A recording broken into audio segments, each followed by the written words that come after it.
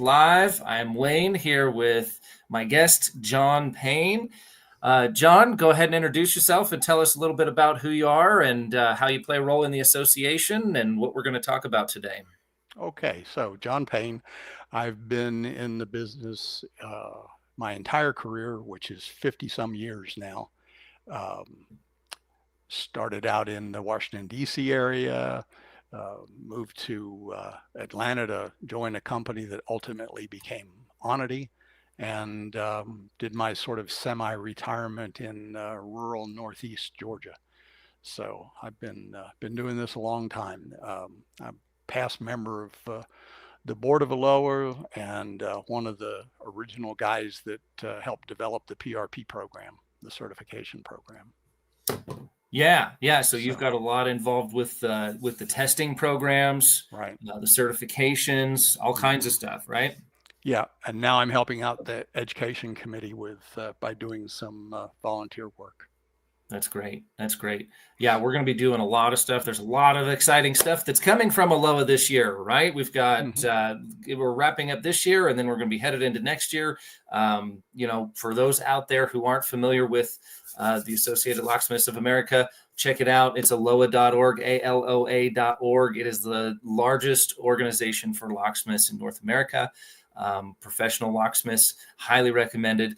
I'm the Southwest board director, and it's really a good program. So on that note, this is going to be ALOA's ethics that we're going to, or in code of conduct that we're gonna go over today. And for those out there that are wondering, we're setting this up and we're doing this on the podcast, but it is going to be recorded and it's going to be able to be viewed later. You can actually purchase CEU credits for your ethics class by watching this. You just have to make sure that you do it through the proper ALOA channels so that they can make sure that they send you the proper link and that you get the credit for those and you can purchase those credit hours for continued education credits for licensed states. Do you have anything else to add to that, Jon? No, I was just going to, you hit that point at the end there. I was just going to say that the ethics program is a requirement in some states that have locksmith licensing. In addition to uh, them having to take some basic fundamental locksmithing courses, they also have to take some other courses, one of which is the ethics program. And in some states, they have to have a pretty good understanding of life safety and building codes and things like that. So those are also separate courses that are not 100% related to the mechanics of locksmithing, but some states require that kind of knowledge. Right, exactly. And when I think of locksmith, like this is so important. It is probably one of the most important things you can learn. I personally feel that you should be learning the ethics and before you actually learn any of the other trade stuff, because what do locksmiths sell? What does our entire industry sell? We sell security. We Mhm. sell trust. We sell security. We sell a relationship. We sell honesty. And that is what it's all about. So if you can't do that, that's going to start to tarnish the reputation. And that's where so many heated feelings with the scammers and all these other Mhm. different things Yep. come into play, is because they're not abiding by these code of ethics. And that's why I felt it was really important to put it on this platform and to really get it out there to the public so that everybody knows what those ethics are, what those standards are for the industry, and how to live by those standards. So with that, we'll just go ahead and dive right in here. We'll see if we can split our screen up a little bit. Mhm. We've got the Code of Ethics for ALOA Security Professionals, the association. All members of ALOA and SPAI are their acceptance and continued. The membership commit to upholding the Code of Ethics here. So we'll just kind of dive right into this. Mhm. Jon, you want to tell us a little bit about the Code of Ethics that you wrote up here? Yeah. Now this is a sort of a more friendly version of the original code of ethics that was written probably 20 years ago, maybe 30 years ago, and I just sort of rewrote it a little bit and turned it into today's modern language to make it a little bit easier to read, and also, quite frankly, to make it a little bit more relatable to our younger members. But we have 10 major points here. Professional integrity. Members need to conduct themselves with dignity, fairness, and fidelity to security, and do so at the standards of high personal honor. Client-centered solutions. Members should be objective and analyze security issues, and pick out the best possible solution to protect their client, not necessarily the best solution for your pocketbook. Dignified conduct. We need to conduct ourselves in public when we're representing the entire industry with dignity at all times. Compliance with regulations. You can't really call yourself an ethical, honest locksmith if you're not also complying with all business regulations, like maybe you have require a license in your city to operate a business. You need to have your business registered with the Secretary of State, and various other business regulations that are different in different areas. Honest advertising and big business practices. That's very, very important. You've got to advertise your business and yourself in a non-deceptive manner. No misleading claims on your website or lowball prices that you're not going to offer. That's just not ethical. Ethical patronage. Members need to refrain from using improper or questionable methods to solicit customers, and decline if somebody makes you an offer to do some work that you don't feel is ethical. Decline it. Responsible use of skills is obvious.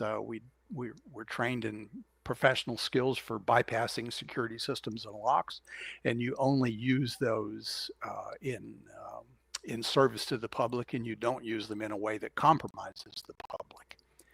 And then we have avoiding association with disreputable enterprises, and that would also mean disreputable people.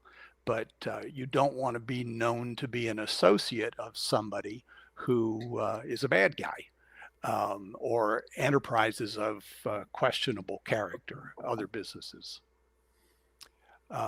Industry collaboration. We have this in the Code of Ethics. We really think it's important for the benefit of advancement of the industry for locksmiths to cooperate and help advance the industry by sharing their general information and their knowledge with other ethical fellow locksmiths. And that's how we build the industry and advance the entire industry. And promoting loyalty and advancement. Members shall encourage and promote loyalty to the profession, always being ready to apply their knowledge and skill and training for the benefit of the industry. Right. Yeah, no. And I really like what you've added to this as well. And all too often, I think sometimes the association, it's very difficult to get people to rewrite things and to bring things to more modern times. I know that's been some issues with the PRP testing. People will go through that and say some of that information is dated. And I know that the association's working very diligently on updating that. And this is proof of it right here. So thank you for doing that. It shows that we're taking some real action on these issues and really making some forward progress with there. Yeah. So, when we dive into it here, ethics is going to be defined as moral principles that govern a person's behavior or conducting of an activity. So when I think of that, it's like, what am I willing to do or not do in this particular situation or application? Because we do get some very bizarre scenarios. I mean, other people drive other people's cars.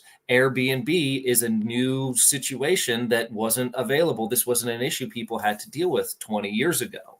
The more community style things like community bicycles and cars and scooters and things like that these bigger cities are having, you may need to work on something, but verifying identity is becoming more complex.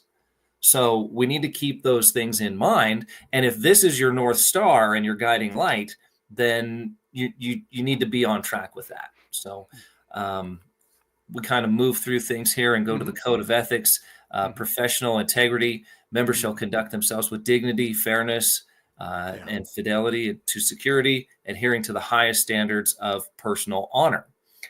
Client-centered solutions.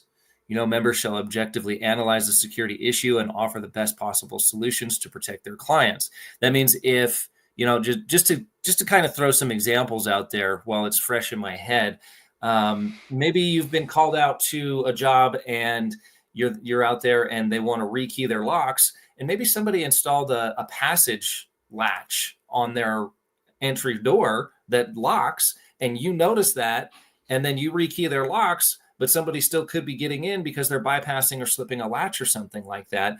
It's my duty, at least that's the way I think of it, is I need to inform my customer of that. I have the knowledge. They don't. They don't know what a dead latch is. They don't know the difference between an entry latch and a privacy latch or a passage latch. They have no clue. So I have to be the one that at least brings it to their attention. And I'm not bringing it to their attention to try and make an upsell and sell another latch to them. I'm trying to do it so that they understand the vulnerabilities that they have and that their system isn't as secure as they possibly could be. What they do with that information is completely up to them. And that's exactly the way that I would bring it up, is I would say, I was rekeying your locks. I noticed that you have a passage latch on here. I can show you the difference between the two, and I'll actually grab one and show them. Here's what a dead latch does, and here's how it prevents credit card bypasses and latch slipping and things like that. Would you like me to put this on? I'm not trying to create an upsell here. I'm just trying to make you aware of a problem that I see. Is that kind of on board with what you're getting at there? Yeah, and also the courts have held that we as professionals have what they term extraordinary knowledge, and so that we have a duty to provide that information. If we see a defect and fail to report it, and then that client suffers injury because of it, we could find ourselves in a little bit of hot water. So. Yeah, I do that with continuous hinges too. You walk into a door, you can see that top pivot has, a 1/16 of an inch hanging on there. And I'll tell them, I'm not trying to do an upsell here. I'm just trying to let you know, you might have a customer that might get injured. You might have a lawsuit on your hands here. And you don't want to have that. And at least I brought it to your attention. Whatever you want to do, hire another company. It doesn't matter. I have to ethically get it off of my chest and tell you what problems I see. Then we've got dignified conduct. This is Go ahead. Same. Yeah. What we've got here is a repeat of the actual certificate. Okay. We had, yeah. Do you want to go through each one of these? Well, we already did. So, okay.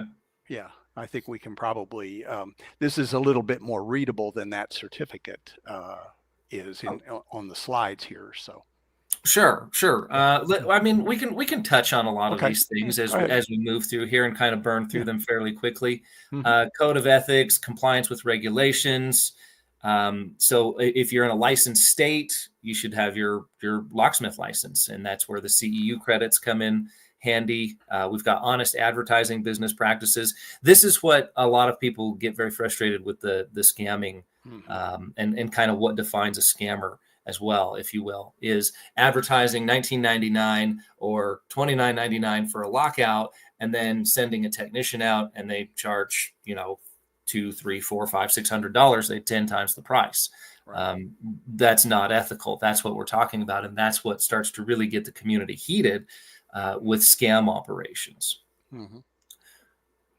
So we'll just kind of keep moving along here. Members must refrain from using improper, questionable methods to solicit, to get so basically you don't want to solicit people in a deceitful manner. I think something that we could share about that is maybe if you didn't work on the door, like stickers can become a very, very contesting issue. The push-pull stickers, right? There's a difference between having the push-pull stickers that are direction indicators that you asked if you could put them on your customer's door. That is one thing. And I'll actually use that. And I'll say, hey, I have these push-pull directional indicators. They make the fire marshal really happy. Would you like me to put this on your door? Or can we put this on your door? And they'll usually say, yeah, sure, no problem, half the time, or more than half the time, most of the time. Paying somebody to go around with a roll of them and just start sticking them on doors, that would be a great example of not following the ethics. That's not an ethical way to do it. So just trying to give some examples as we that happens in our area a lot. Yeah. Yeah, Yeah. I'm sure it does. It's It happens in a lot of areas. I think disgusting. that's a pretty big problem. Very Pretty big problem. yeah. Yeah. So then we've got responsible use of skills. Members should not use their professional skills, training, or expertise in any way that compromises the safety or security of customers or the general public. Avoiding association with disreputable enterprises. Members shall avoid associating with or allowing their names by enterprise for questionable character and shall not support forms of misrepresentation. So a couple examples as to where that can come into play is maybe if you throw your shirts away, right? Like I've heard of this before. Don't donate your shirts to the Salvation Army. Those are great organizations, and I'd love to see them get all the donations they can. Trust me, they've probably got plenty of clothes right now. But if you have a locksmith shirt on, somebody Yep. could take that and have ill intent and say, "Oh, I'm the locksmith. Yep. I'm here to work on your There you go. safe." Yeah. And then there's stuff gone there. So Yeah. that's kind of what we're trying to avoid with that. And then obviously, Yeah. using your skills for personal use. Hey, if you are boyfriend or girlfriend or you're in a relationship or something, and something happens and you go and you don't have permission to enter somebody's home and you use your skills to do that, that would be an example of using your skills not very ethically. Or even I've even heard of it happening where a friend of somebody will call like a safe company and get a factory default code, and they're going through a divorce. They didn't do any vetting in that situation, so they're just doing a favor for a friend or family member. That's not really going to be very ethical either, because they didn't have the same vetting that we do. They didn't get a photo ID. They didn't get court paperwork. They didn't get mail verification with a name and address. So those are some of the examples that we could discuss with that. Industry collaboration. Do you want to take this one real quick? Do you have any Sure. examples of these? Yeah. Let's see. Members shall cooperate in advancing the best interests of the locksmith industry by sharing general information and experiences with fellow locksmiths. So, yeah, to me, what that means is anytime you get together with other industry professionals in a convention setting or in a classroom setting, that it's a good idea to help bring along the younger people that are new in the business by sharing what you know. The opposite of that is members or locksmiths who think that they should keep everything that they know private and to themselves, like it's some big secret, because they're afraid of educating their competition. And time again, that has just proven not to be the case. So. Right. And there's some fine lines and some gray area in there too. Hey, we want you to share information with the industry and the community, Right. maybe not share it on YouTube and TikTok and some of these different things here. I mean, I know that I do a lot of stuff on YouTube. It's not security bypass. It's usually what are we doing, not so much how are we doing it. And that's how we kind of distinguish the two there. Yeah. Well, if you share security information, it should be behind some kind of a paywall. Right. Somewhere where you've restricted the content to people that you have vetted one way or another. Yeah. Okay. And then what do we got with 10 here? Loyalty and advancement. Promote loyalty to the profession, always being ready to apply their knowledge and skill to training. It's kind of the same thing. Again, I couldn't remove it from the original code of ethics because it needed to stay in there. But right. Great. All right. So we've got some behavioral guidelines, professional integrity, positive behavior. A locksmith treats all clients with respect, adheres to legal and ethical standards, maintains confidentiality. This behavior builds trust and reinforces the professionalism of the locksmith. So that means, don't go out there and if you work for one party, tell another party that you were just rekeying their building. You don't know if they're getting ready to fire that employee. In fact, that's actually a big part of gathering information. You don't want to say the wrong thing to the wrong person at the wrong time, because all of a sudden you might have an explosive situation on your hands that may even turn violent in some cases. You just never know if somebody's losing their job or they're getting kicked out of their house or they're getting a divorce. I mean, that any plethora of things could happen to where you're going to have a very, very sticky situation on your hands. So here, what we're doing is we're going through the items that were in the Code of Ethics, but Mhm. now we're putting them into an illustrative format so that Correct. people can easily understand, what's the positive behavior for a particular issue, or what's the negative behavior for a particular issue. And we have Right. several of these examples. Right, right. So Mhm. negative behavior, a locksmith disregards ethical considerations, breaches client confidentiality, or acts of dishonesty, undermining the trust of the client's place in the profession. So, don't go rekey a store and then the store manager who's getting fired says, "Hey, slip me a key." And this has happened. I've had people straight up do this. Um, they're being evicted out. Hey, Mhm. I'll leave you $100 if you can leave me a key under the gate. Absolutely not. I'm working for my client. I apologize. That's just not going to happen. Mhm. You do your thing. You got to do whatever it is you got to do. I'm working here. There's no way that I'm leaving a key. I'm not leaving a safe combination. I'm not doing any of that to jeopardize the job. That's a great example of where that would come into play. You want to take Right. this one? Yeah, client-centered solutions. So um, the positive behavior would be a locksmith thoroughly assesses a client's security needs and recommends the most appropriate and effective solution, ensuring client safety and satisfaction. Mhm. But on the other hand, somebody might provide inadequate or inappropriate solution to save time or money, potentially compromising client security and long-term harm. Mhm. Um, Trying to think of some examples here. Um, I can think of a couple, maybe a okay, deadbolt on an exit device. You see a deadbolt and an exit device there. okay, Hey, right, yeah. that's probably not going to meet code. We could Hmm. take care of that for you. It's already installed. I didn't install it, so I'm not going to get in trouble for doing the installation. But Right. just so you know, that's not going to be fire code compliant. You Hmm. might want to take a look at that and see what we can do there. Yep, good example. Hmm. So, all righty. So moving right along. Looking professional, that's part of it too. I mean, people are judging you from the second you hop out of your van. Actually, even before then, people are judging you and taking interest in what you're doing and making tiny little assessments from the second you pick up the phone, right? Hmm. How do you answer the phone? Do you answer the phone in a cheerful mood? Do you ask how you can help them? Are you polite? Are you courteous?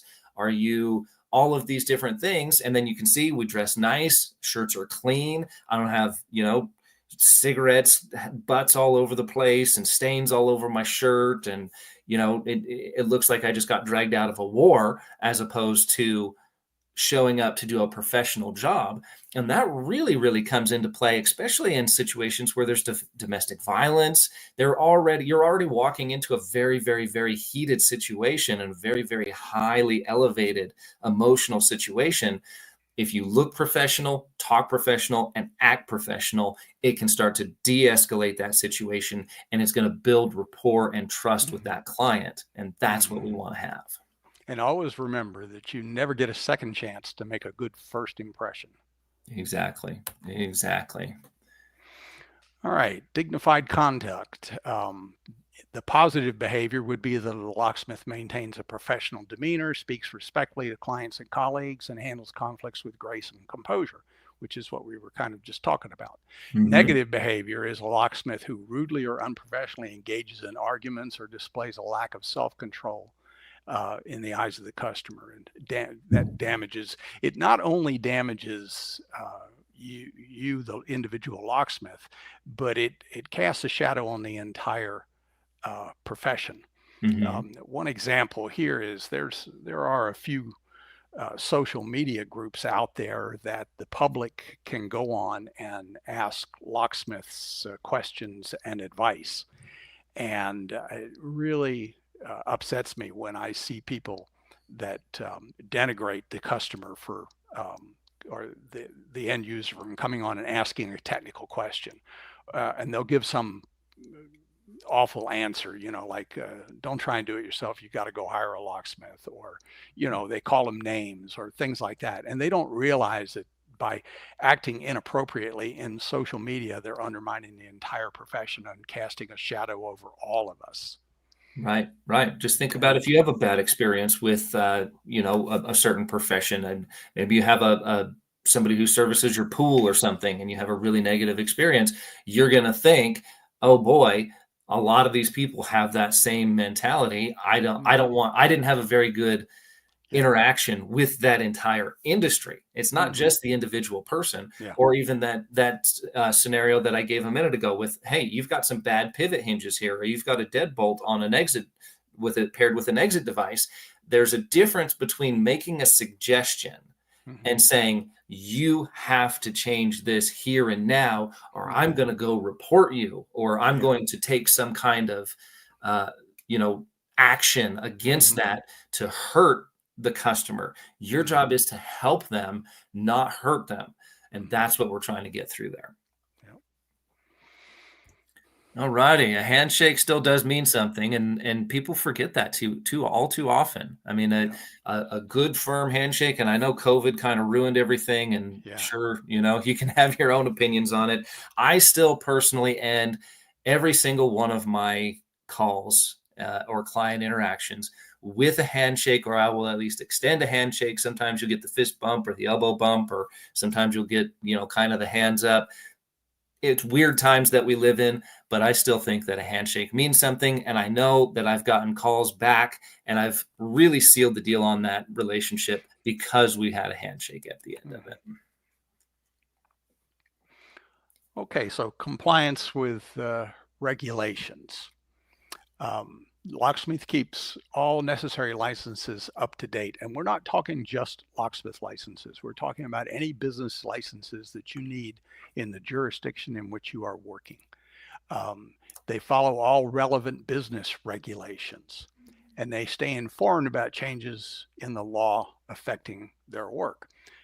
One example of a change that's affecting every small business right now, and I can't think of the acronym off the top of my head, but before the end of the year, you need to file a document with the IRS that discloses all of the ownership of your business. And it's part of the money laundering program that the federal government has. And it's your responsibility to know about it and keep up with it. It's been publicized in a couple of different places. And if you don't know what I'm talking about, talk to your accountant today because you've got till the end of the year to do it. And negative, so that's keeping up with laws affecting your work. Mhm. Negative behavior is locksmith operates without the proper licenses, ignores business regulations, or fails to keep up with legal requirements. And we've all probably seen a few of these. These are the people that just advertise word of mouth or maybe advertise on social media and they drive around in an unmarked vehicle and they present invoices that have a generic title on the top of them called something like 24-hour locksmith with no address, and you really have no way of drilling down to find out who that person is. So that's something that professional locksmiths need to avoid at all costs. Yeah, I'm proud of my shirt. I'm proud of the vehicles that we drive. I'm proud of the invoices that we send out. And I want people to call me back if there's an issue. I want that customer feedback. And that's the difference. The scammers and the people that who are not using and putting these ethics into play the way they're supposed to be, they don't want the call back. They want to Right. get out there, they want to hustle you for as much money as you can, get you into your car or your house, drill your lock out, damage things, wheel you over to the ATM, get some cash, and get out of there. Yeah. And that's not a good comprehensive way to do business. Yeah. They don't want to be found after the fact. Exactly, exactly. So here's just a little picture of the licensed states.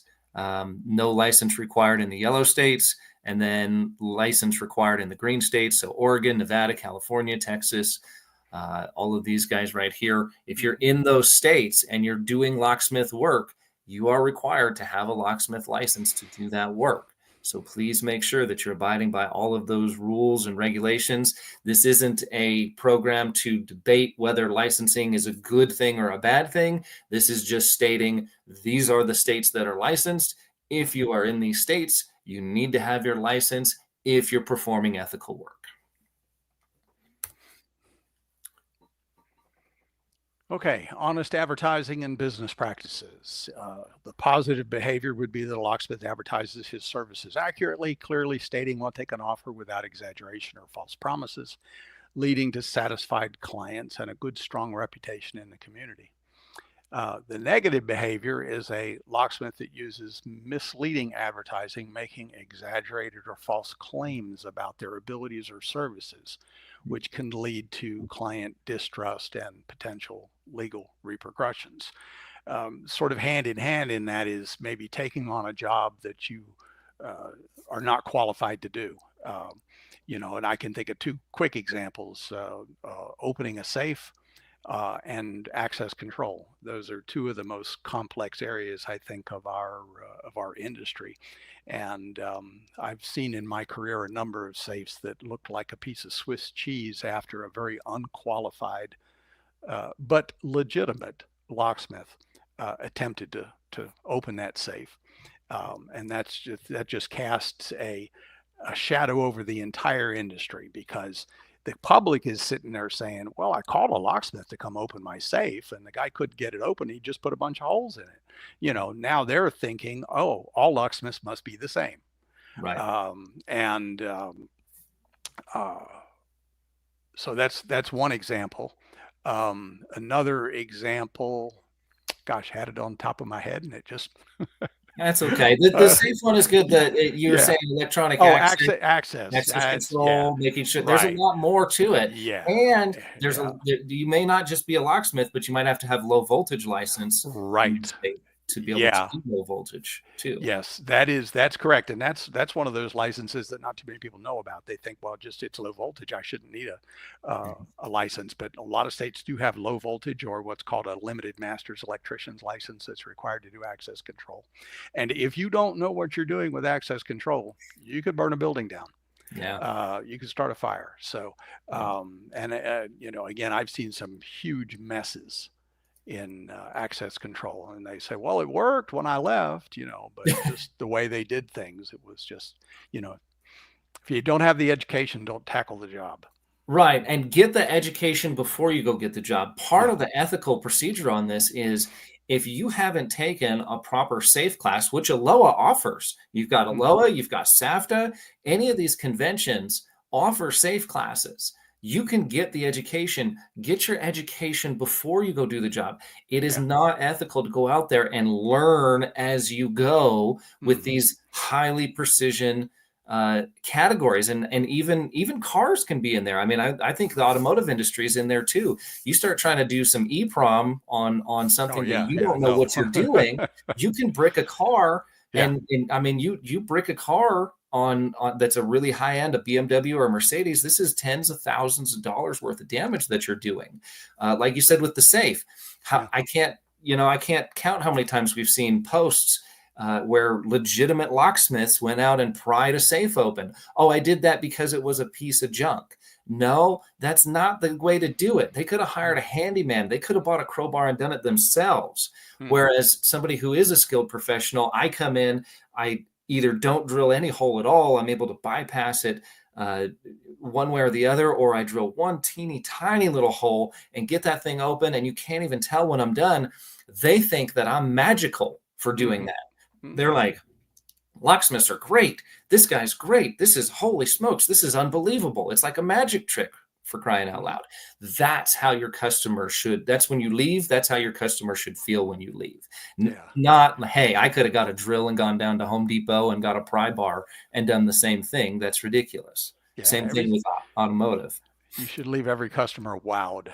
That's for sure. Exactly, exactly. Now, lettered vehicle can be a little tricky. I know there are some people. I like even one of my trucks isn't lettered. I call it a ghost vehicle, simply because when you're working on bank vaults and high security safes and things like that, might not be the best idea to advertise what you're doing. Also, some people just don't like neighbors and whatnot coming Mhm. over. If you're delivering safes, we delivered safes for a long time. I've had the customer say, I don't want a lettered vehicle or a lettered trailer delivering my safe, letting my neighbors know what I'm doing. So there is a little bit of a balance there. But for the Mhm. most part, a lettered truck is a good thing. It's just like your uniform. It makes you look professional. It makes you look like you're supposed to be there. It makes you people are looking to connect the dots. If it walks like a duck, quacks like a duck, looks like a duck, it's probably a duck.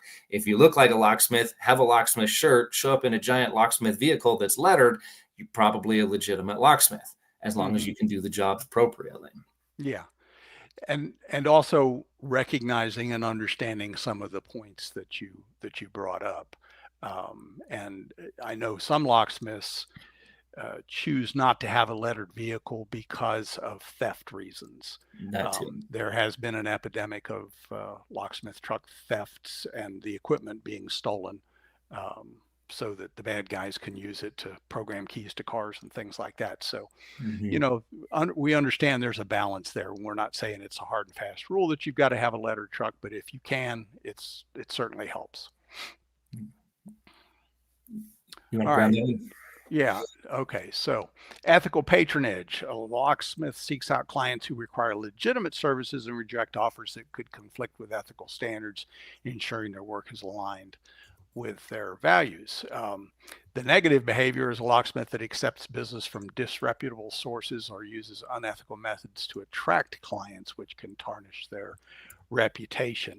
You know, I guess this kind of also comes under the heading of if somebody sees you working, a neighbor sees you working at somebody's house and they come over and say, hey, can you do a job for me off the books after hours? You know, I'll pay you X to, rekey my locks, just, and I'll pay you cash under the table or something like that. I think that would be a good example of negative behavior, especially if you're an employee of a company and you're in the company's truck and you'd be using your boss's tools and materials. That's just not the right way to behave. No, that's not it at all. Or leaving if you get fired or quit, and then you take clients with you. That's not good at all. That's not going to fall under that ethical action. Not cool. All righty. So responsible use of skills. Positive behavior is going to be a locksmith uses their expertise to enhance the safety and security of their clients, ensuring that all work is done in the client's best interest. Negative behavior would be a locksmith misuses their skills to create vulnerabilities in a system, endangering clients and potentially facing legal consequences. So the thing that's popping up in everybody's head right now is master key systems. You're working on somebody else's master key systems. I mean, this would be a great little topic for discussion right here. If you go out and you get called out to a facility and there's a lot of other businesses or a single family living and there's a bunch of other people in there, and all of a sudden you take that lock cylinder apart and there's a bunch of little master pins in there. Well, what do? It's kind of a tough call. Maybe that person needs some security right then and there. The best thing to do is be honest and inform the customer. So I've ran into these situations where if I didn't know that it was under a master key system and they said, hey, I just kicked my boyfriend out, I have to have this rekeyed, I'll tell them and I'll notate it on the invoice. I rekeyed this. The key is different. You are on a master key system. You need to go back to your landlord or your tenant or whoever has ownership of the building or whoever controls that master key system. And you're going to have it rekeyed again and get back on the master key system. But I solved your immediate problem because I'm not going to leave you with the same keys that your violent ex-boyfriend or girlfriend may have. But by the same token, I can't match this master key system.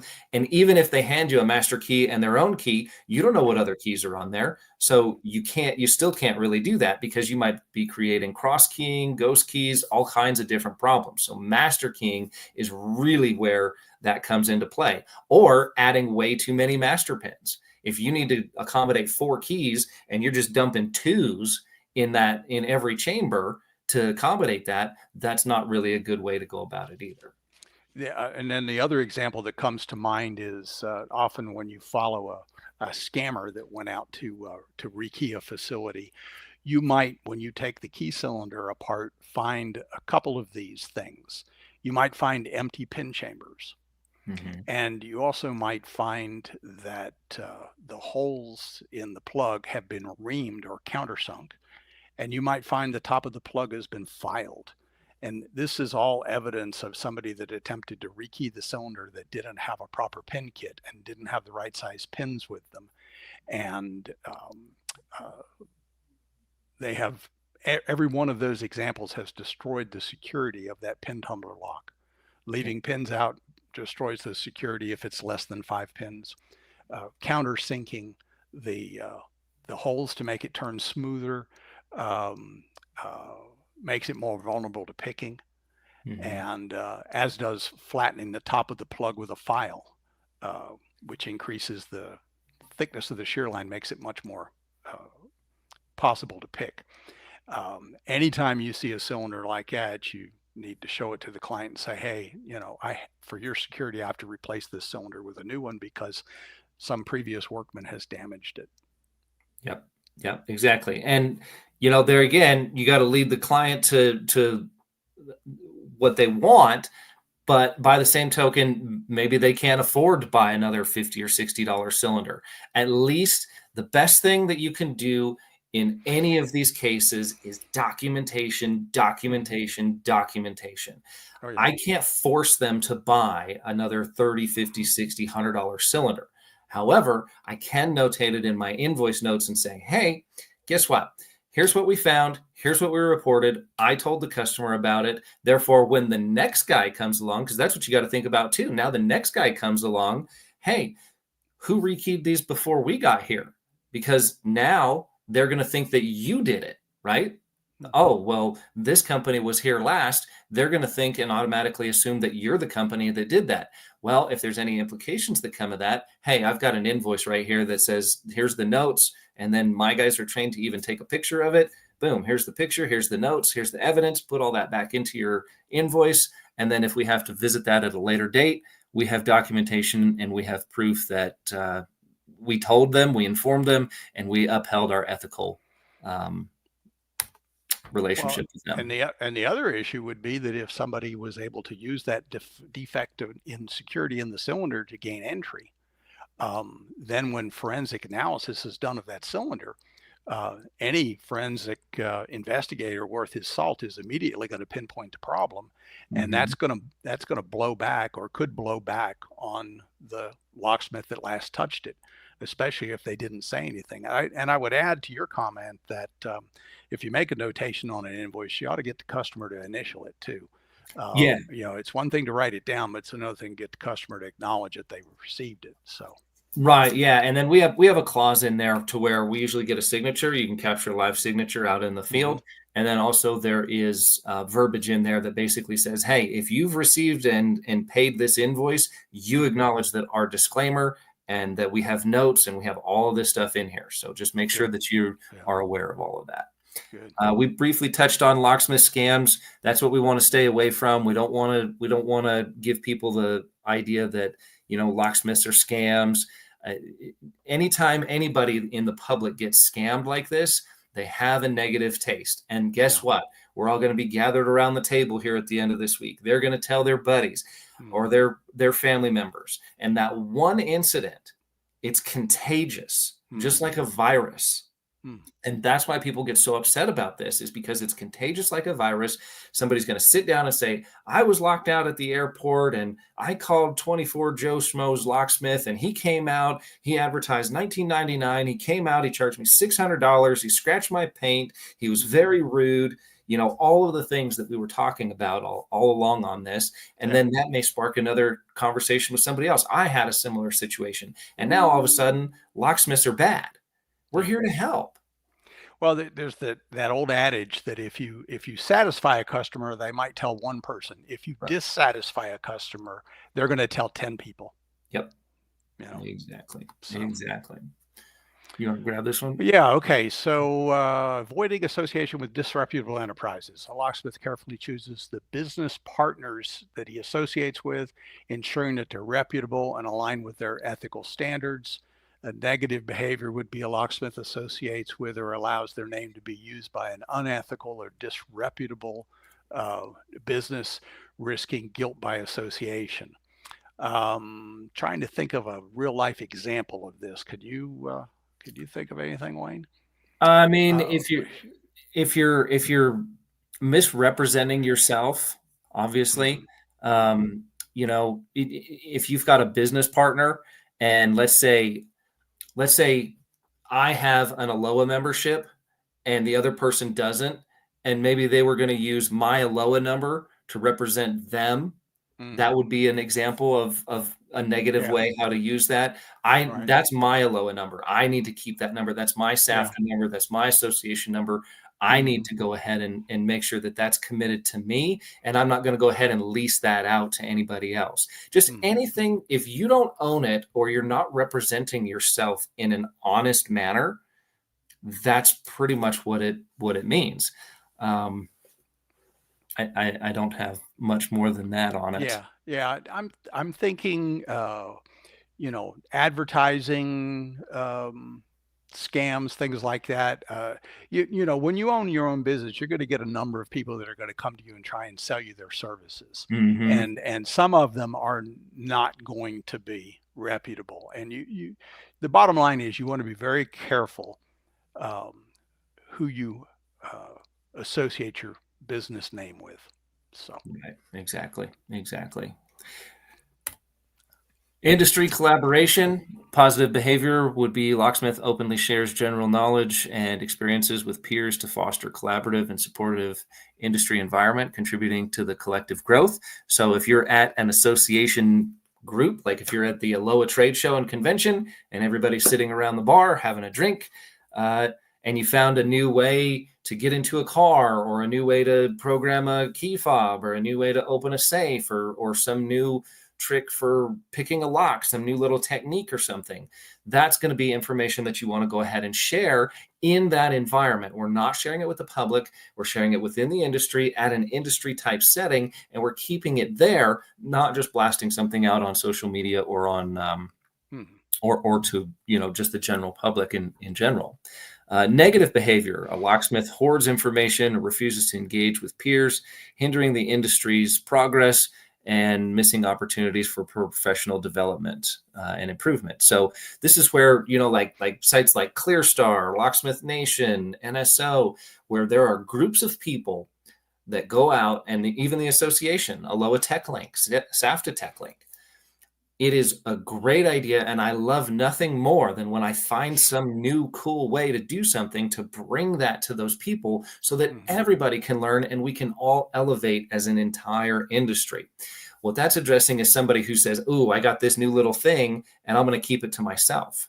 An example of that is the guy that actually trained me told me a story. The guy that I bought the business from told me a story about when he was being trained at his own shop by the person who's supposed to mentor him. When he was shimming a lock cylinder, this is probably back in the 70s, he would actually put a rag over the lock cylinder so he couldn't see what he was doing. How are you supposed to train somebody to do the job without you if you're not going to show them what needs to happen? That would be an example of withholding information like that. Yeah. Promoting loyalty and advancement. Positive behavior. A locksmith actively supports the profession and encourages others to maintain high standards and seek continuous improvement for the betterment of the industry. I mean, education comes to mind right there. Go get educated. Don't open that safe without taking a safe class. Don't work on that car if you haven't had prior knowledge and you don't know that you can get the outcome that needs to happen and be desired. Don't use customers' product and customers' property as your crash test dummy. That's not going to work out real well. Negative behavior. A locksmith shows apathy and disinterest in the profession, fails to uphold standards, and does not contribute to the industry, potentially weakening the profession's standing. So again, hoarding information, just not having professional business conduct. You want to grab behavior? Okay. So positive behavior. Sarah, a locksmith, is hired to rekey a home after the previous owner moved out. She ensures the job is done correctly, keeps the new key codes confidential, and explains the process to the new homeowner, making him feel safe and secure and informed. Negative behavior. Jack, a locksmith, is tempted to make a copy of the client's house key for his own use, thinking he could return later to steal something. This unethical decision compromises a client's security and could lead to criminal charges, of course. Mm-hmm. So, yeah, I mean, that one's pretty self-explanatory. They'll keep their keys. Right. Another thing in there would, obviously safe combinations, any of that kind of stuff. You don't want to have that. Well, if you're going to have it, you've got to do it with, you've got to make sure the client knows that you have it and you have their permission to have it, and that then you protect it properly. I know in my business, we kept keys for some of the key systems that we did, but they were kept in a high security safe in the office too. So they were always secure.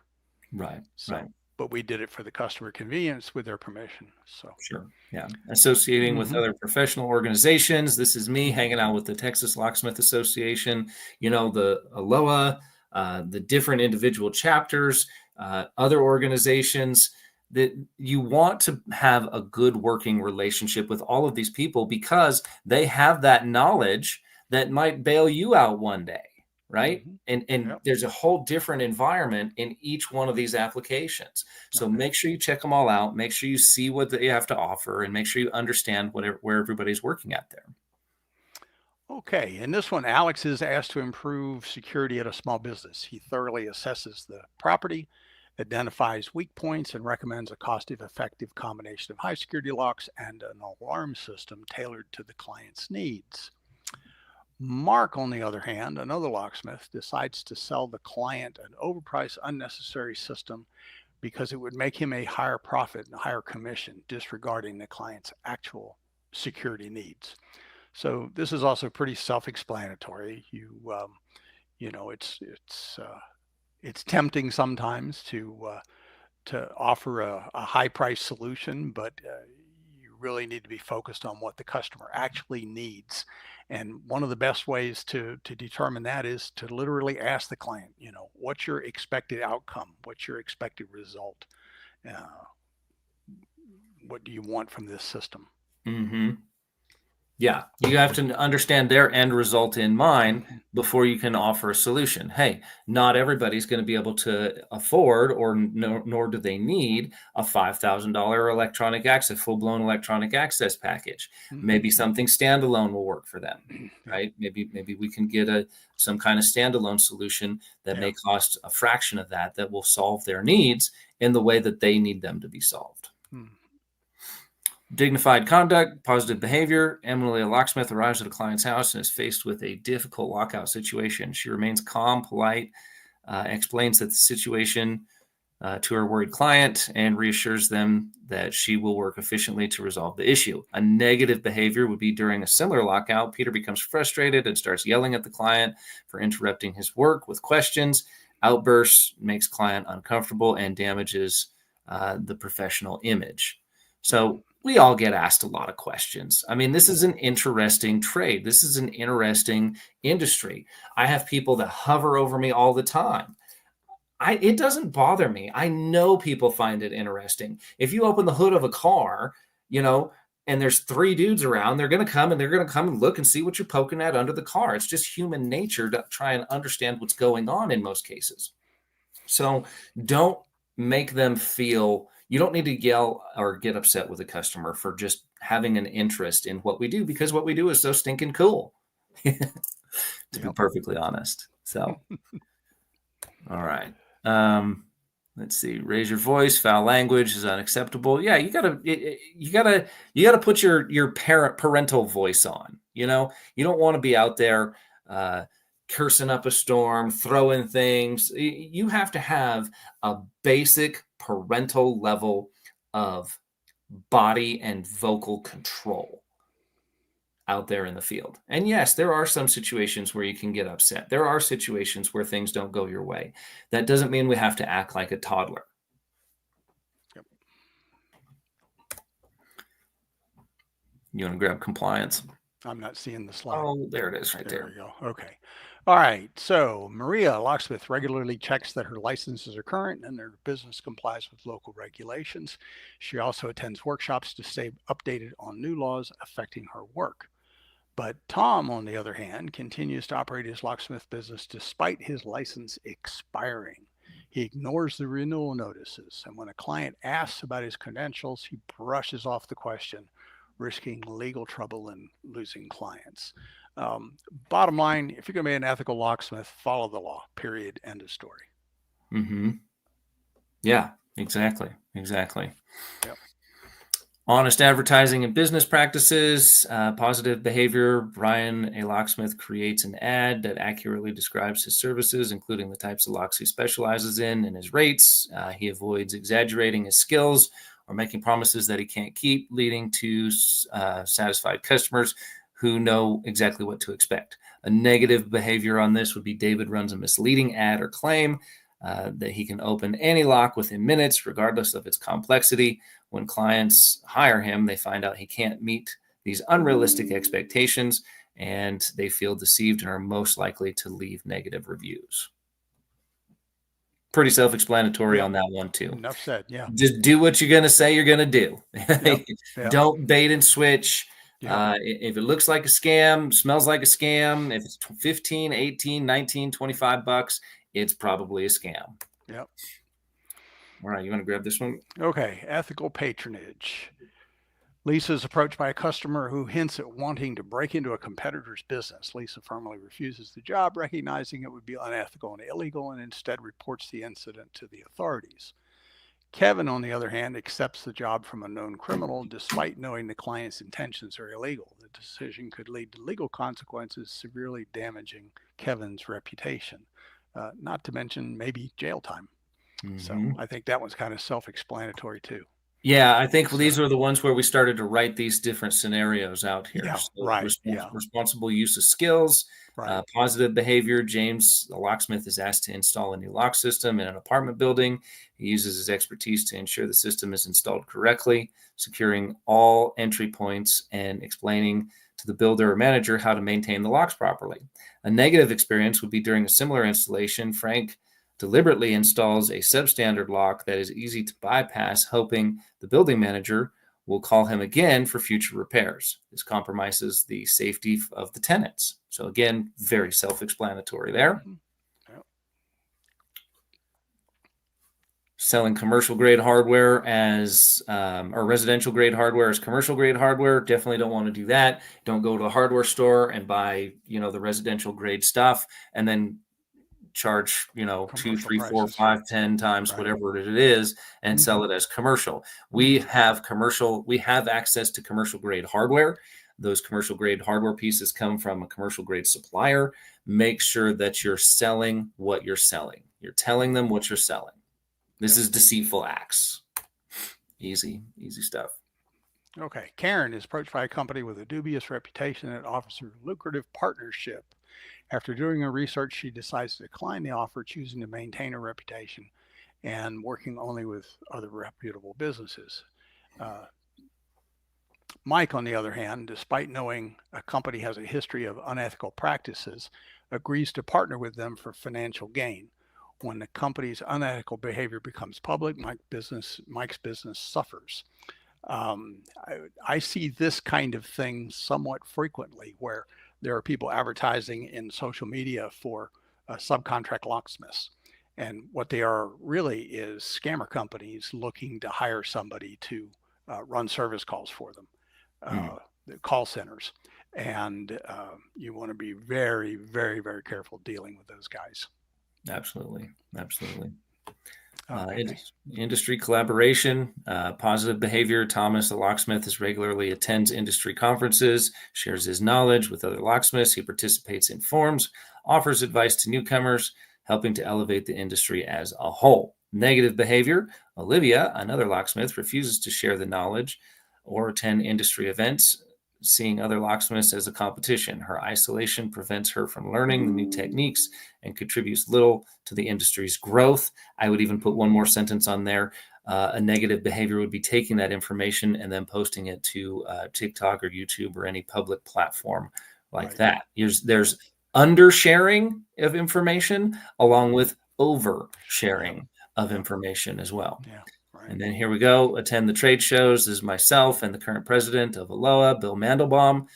We're out there trying to get more members and recruit more people because we know the value of the association. We know the value that it has with getting more jobs, getting the best education. ALOA A certified instructors are hands down the best instructors out there. And they come from within the association and sometimes from outside the association as well. But on a ALOA trade show, you're going to get top-notch education every single time. So go to these events, join them, participate, and have fun doing so. Yeah. Okay, promoting loyalty and advancement. And then after we get done with these slides, we've got actual real life examples that we're going to talk about. Yeah. So here, Robert mentors a young locksmith, teaching them the importance of ethical practices and encouraging them to continue their education. He also participates in initiatives aimed at improving industry standards. Negative behaviors. Sarah, an experienced locksmith, dismisses industry standards as unnecessary and discourages new locksmiths from pursuing further training, contributing to a decline in the overall reputation of the profession.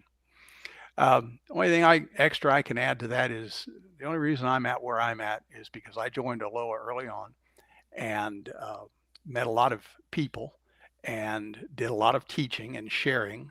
And all of those experiences led me to an opportunity that really lit a rocket to my career. So if you give back, you will get back automatically.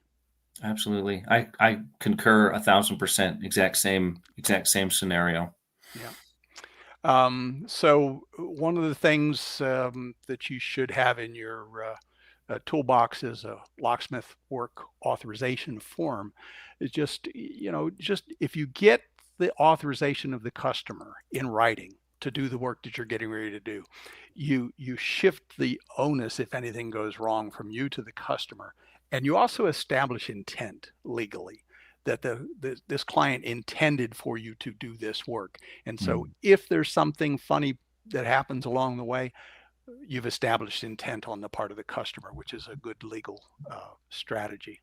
Yeah, any good invoice should have a locksmith emergency authorization form.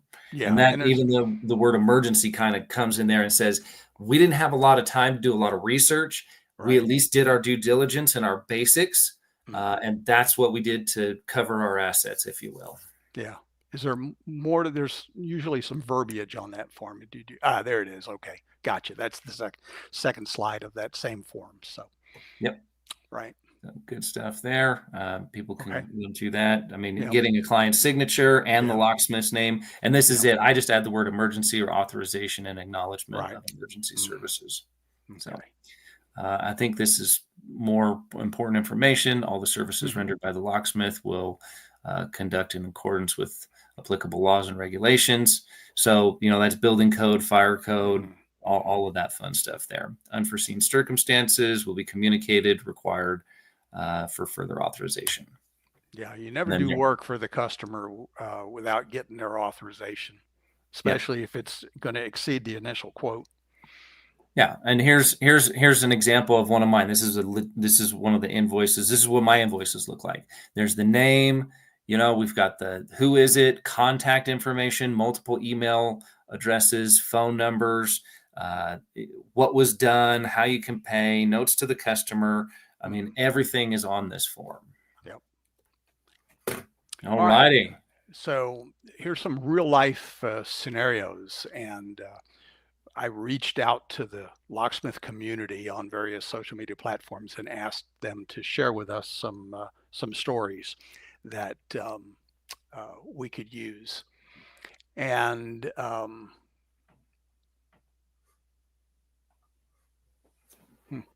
can you put the slide back up? Oh, sorry. Yeah.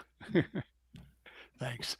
Exaggerating service needs, issue, charging a client for unnecessary services, or exaggerating complexity. We covered this in one of the other scenarios. It's not illegal, but it's dishonest and it exploits the client's trust. So always try and maintain transparency about all your service requirements and any recommended work that's due. Let's go on to the next one. Okay. Failing to inform clients about security deficiencies. Yeah, we spoke about this a little bit earlier. So the ethical dilemma there is a locksmith is a person with extraordinary knowledge, and there's a duty of care doctrine in the law that requires a locksmith to disclose any hidden deficiencies. So the solution is to inform the client about any hidden security deficiencies that you found and offer a solution for it. And some examples, which we talked about earlier: missing pins in locks, filed cylinders, cracked door frames, loose hardware, things like that. So you're not there, you're not necessarily, as Wayne pointed out, trying to make an upsell, but you are obligated to let them know about the lack of security. Yeah, just think about if a plumber came to your house and didn't tell you that your water heater was about ready to, kick the bucket, and they knew full well that it was going to. 2 weeks later, your water heater blows out. You're going to say, "Hey, plumbing company, why didn't you say something?" Yeah. Same thing. They've got the knowledge that we don't have. Or Uh, they discovered a slow leak yep, and didn't tell you, exactly, Yeah. Yeah. exactly. Okay, so and this is again, these are real life scenarios. Opening a deceased person's property, and matter of fact, this has come up just a couple times in the last few days where people have been talking about this. Somebody dies without a will, um, and the family gets together and they call a locksmith to come and open the person's home, and he doesn't have a will and they don't have any documents giving them permission. So you risk the liability and ethical compromise if you don't have a court authority, even if the relatives or the police are present. So this one's pretty straightforward. The relatives have to be told that they need to go to the local probate court and get letters of administration from the probate court to establish their legal entry rights into the home. And you will sometimes get people say, well, what if we call the sheriff, or what if we call the police and have them come? Well, the presence of law enforcement doesn't change the situation. It just adds them as a witness to your crime. So, yeah. So there is a very clear-cut legal way to go about getting into somebody's home or getting into their safe or something if the person's passed away, and they need to have those documents from the probate court.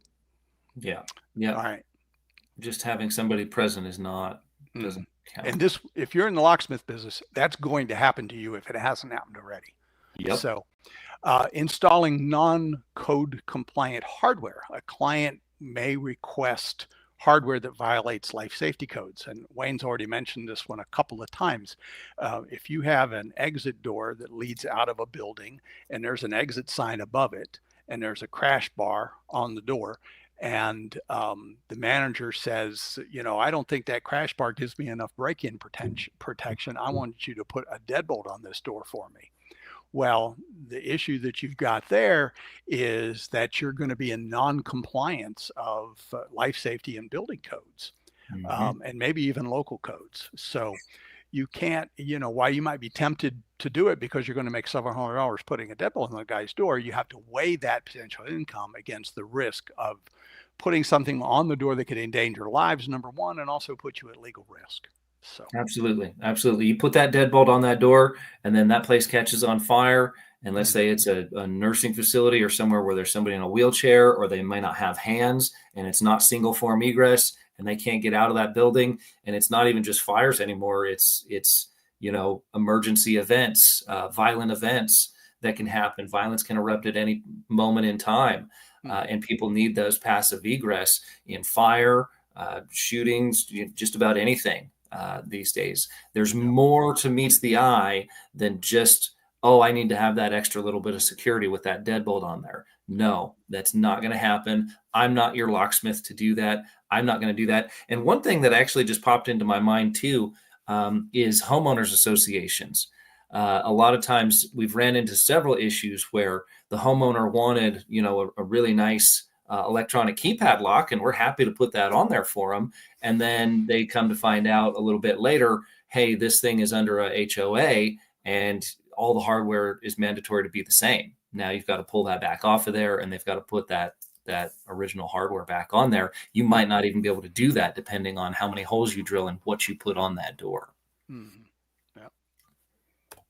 All right. Okay. A domestic dispute. Again, if you're a locksmith, this has either happened to you or it's going to happen to you.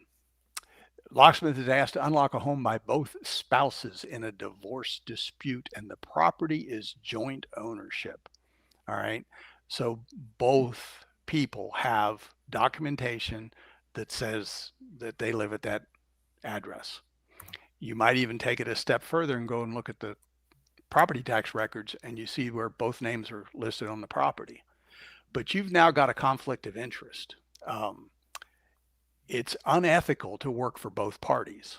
So, you either just walk away from the entire job or you have to choose a side. The way I made that decision was the first one to call me was the one that I worked for. The second one that calls me, I'm sorry, you're going to need to go call somebody else, because it would be unethical for me to keep re-keying that house for either spouse. Right. So, decline the job if the ownership is disputed or if there's any kind of ongoing separation property, or only work for one party. So Exactly. all right. Locked safes with valuable contents. Occasionally, people buy used safes, or a locksmith comes into possession of a safe, and once they get it open, because maybe the combination was unknown, so they get it open, there's contents in there that have some value. So the locksmith, like one story that was related to me personally, a locksmith was offered a safe. The owner swore it was empty, just said, I know there's nothing in it. You can have this safe. Give me a couple $100 for it, and you can take it, haul it out of here for me, and it's yours, and do with it what you want. Well, the guy got it back to his shop, and he opened it, and turned out there was several $1,000s worth of collectible coins in there. So he did the right thing. Even though he bought that safe, he did the right thing. And he contacted the previous owner, and he returned their valuables to them. And that's ethics 101 right there. Yeah. Yep. It's just like, it's no different than watching somebody walk down the road and $100 bill falls out of their pocket and picking it up and handing it back to them. I mean, right. Exactly. It's no difference. Yeah. Sleep better at night. Absolutely. Absolutely. Okay. Overcharging for an insurance claim. All right. And this is a real story. A client asked the locksmith to inflate an invoice to cover his insurance deductible. Okay. So the guy let's say he's got $1,000 deductible, but the work that you did only comes to $500. Well, the business owner said, hey, stick another $500 on there for yourself. Give me an invoice for $1,000. That way he can submit it to his insurance company, and it covers his deductible. So, but that would be dishonest and constitute actually on your part an illegal act or insurance fraud. So you have to politely decline something like that, and actually tell the client, look, if I were to do that, which we both know is dishonest, how could you ever trust me as a locksmith again to come and service your property? Exactly. Now, privately, you might make the decision that you're not going to service the property anyway because the client just showed his colors. Right. But you don't need to have that discussion. Yeah, that client would definitely be fired. Yeah, exactly. Yeah, it's okay to fire clients. Yep. Handling a client's unethical behavior. A business used your quote to negotiate a lower price with one of your competitors, and now has come back to you asking you for an even lower price than what your original price was. So the client, this is, of course, an ethics problem on the part of the client. His actions have undermined fair competition and trust. So your best solution is just to refuse to lower the bid any further and set clear boundaries with that particular client. And in my case, that client might be permanently fired. But yeah, exactly. I've had that kind of thing happen to me before, and some folks may disagree here, but it's actually what situations like this is actually what caused me to quit doing detailed line item quotations. I would ask the client what's their expected outcome, and my quotation would be to do the general job for that amount of money, or for our quoted fee. But I'm not going to go and put part numbers of every item that I'm going to sell on that quotation, because what they're going to do is they're going to take that part number and they're going to take and give it. The first thing they're do is go on Amazon and see if they can get it cheaper. And part of your profit is built into what you resell the parts for. So anyway, it's a business decision. Some people agree with it, some people don't, but you do what is right for you. My question is, why would I want a client who's already trying to take advantage of me? Exactly. I don't want that client. I don't need you as a client. I don't want you as a client. I want you to go to my least favorite competitor, and you can go and try and negotiate with them. There you go. This is an interesting one too, creating car keys for an intoxicated client. So you show up at a bar and a visibly intoxicated person says they lost their keys. So if you provide the keys for this guy's car, you could be enabling dangerous behavior. Now, the way some people handle it is they go ahead and they make the key, but they don't give it to the guy. And they say, look, you can go down to the police station and pick it up from the service desk at the police station, or they hand it to the bartender, who's probably got a lot more training than I do about how to deal with sobriety. So if you give the keys to some third party, responsible third party, I think you're in a better situation. Yeah, exactly. All right. And after hours car key requests at service centers. You'll get this request every once in a while. A client requests a key for a car, but the car is located at a gas station or a service center, which is closed, but he's got to have the key right now. Well, you run the risk of, if the business is closed, of trespassing after hours, number one. And number two, you're running the risk of becoming involved in a payment dispute between that client and the person that serviced the vehicle. So you need to refuse service on that, because the guy might have an unpaid bill and he doesn't want to pay it, and that's why he wants you to come there and help him steal his car back.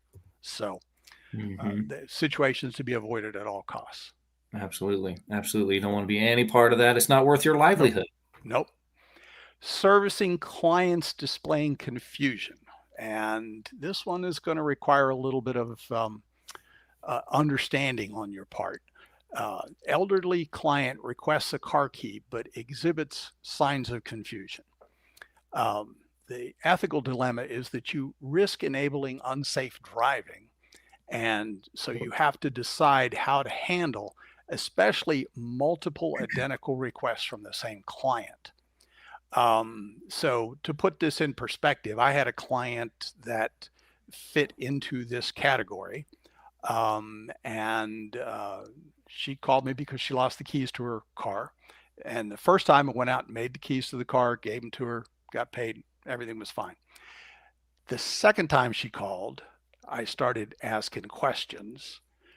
The third time she called, I actually talked my way into her house and saw that in addition to being confused, she was also a hoarder, and that the various sets of keys that she had lost were probably sitting under all of the bags of stuff she'd bought on her table. So what I did is I engaged her in conversation and asked her about her kids and her family and where she grew up and this, that, and the other thing. And finally learned that she had relatives in the neighboring town and got their name. I got them involved and told them that an intervention was necessary and that this person needed help. You can ask them what church they go to. And then if they don't have any family, if they're going to a local church, you can go see the pastor and say, hey, look, this person needs intervention on the part of the community. So, but you don't want to continue to service that client time and time again, knowing full well that they have something going on. We're not doctors. We can't make a diagnosis and claim it's dementia or anything like that. But we just know that this person needs help that we can't offer. You can tell mental illness. I've got a similar story to that too, where this person kept having me put high security locks on all of their doors. They keep getting in. Anytime it's a they keep getting in, her ex-husband kept getting in, and then they keep getting in. And then all of a sudden the sheriff's department's there. And we had ASA high security locks on every exterior door. And then she wanted more to put them on interior doors. And I'm like, all right, this is where I'm going to draw the line, because it also takes us a few minutes to put it together. Yeah, it's perfectly normal for people to lose their car keys once or twice, like you experienced. 3 times, what's going on in that time, in a short time frame? Installing high security locks on all of your exterior doors, okay, that can happen. Putting them on your bedroom door, putting them on every closet in the house, putting them on every single door in the entire house, and requesting double keyed cylinders, and then saying, oh, well, you're the only one that can make this key. Now, all of a sudden, instead of they keep getting in, you keep getting in. Yep. That's actually our next story, I think, is clients with unrealistic fears, or some people might use the word paranoid. A client frequently calls stating somebody's breaking in and stealing or moving items in the home. Again, I had a situation like this, and as Wayne mentioned, he had to. This lady had already had closed circuit TVs installed all around her house and had a monitor where she could watch everything. She had an alarm system, but still she wanted more and more locks.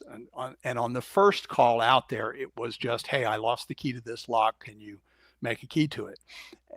We went ahead and we did that. But then when we started getting more requests, and we realized that we had somebody, again, that had a situation. Once again, I engaged this client in personal conversation, asking about her family, her grandkids, her children, what church did she go to. And I was very quickly able to connect with her daughter, who was aware of the behavior but hadn't realized that it had gotten as bad as it was. They intervened.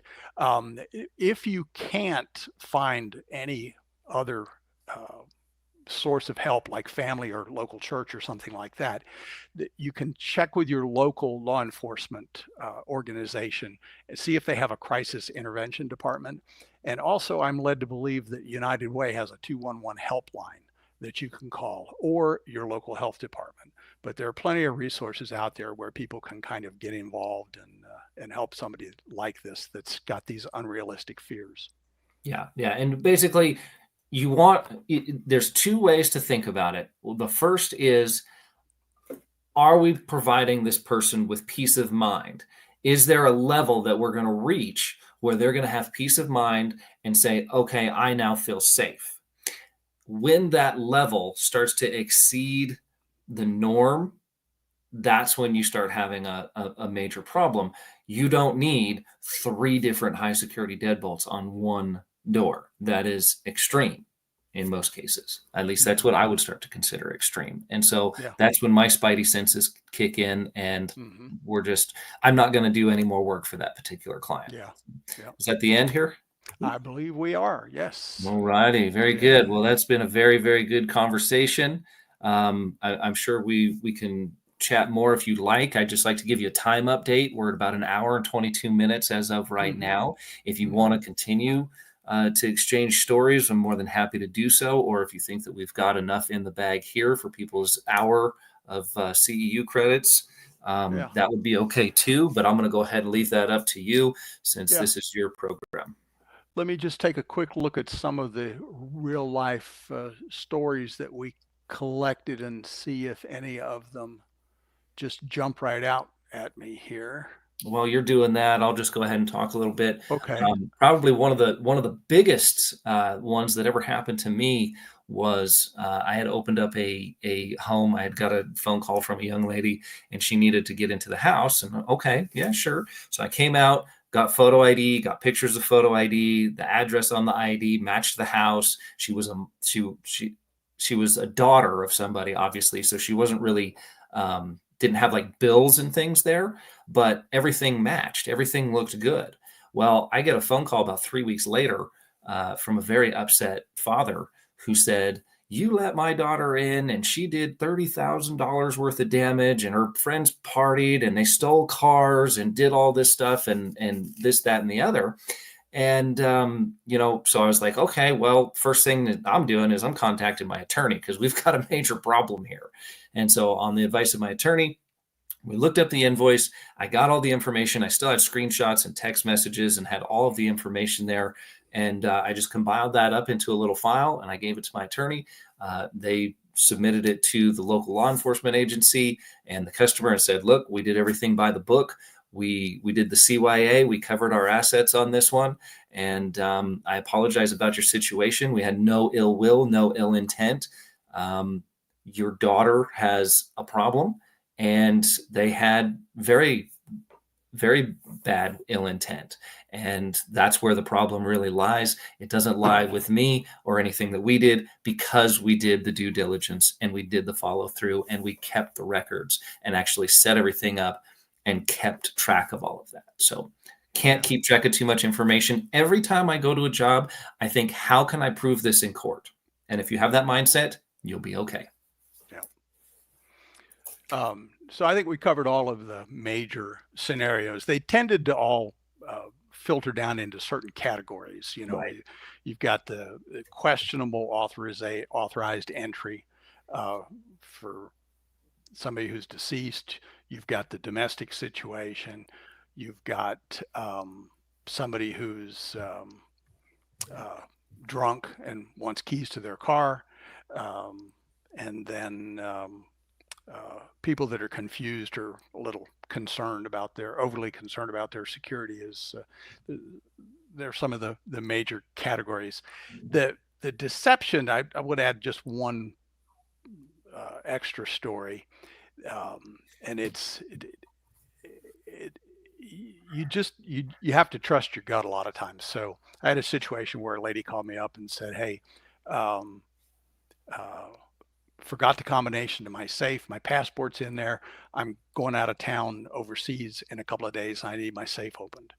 So I did my due diligence. I got her name. I actually had her send me a picture of her driver's license. And I looked up the name and also the address on the tax records to make sure that this woman actually owned the house, and she did. Her name was on the tax records. So, and I show up there and it's obvious that this woman lives in this particular house. No problem at all. Takes me into the master bedroom, shows me where the safe is in the closet, and we proceed to open the safe. Got the safe open. She comes in, rummages through it, finds out what she's looking for, and we get paid and we leave. About 2 days later, I get a call from a guy. He says, I'm just randomly calling Locksmiths. I want to know who opened the safe at such and such an address.